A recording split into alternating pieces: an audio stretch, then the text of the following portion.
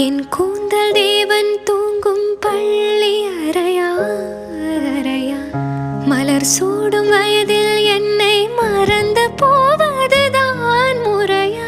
நினைக்காத நேரம் இல்லை காதல் ரதியே உன் பேரை சொன்னால் போதும் நின்று வழிவிடும் காதல் நதியே.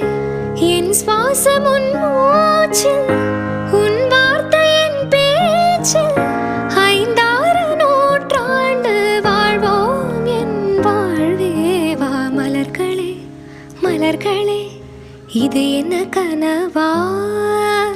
மலைகளே மலைகளே இது என்ன நினைவா? உருகியது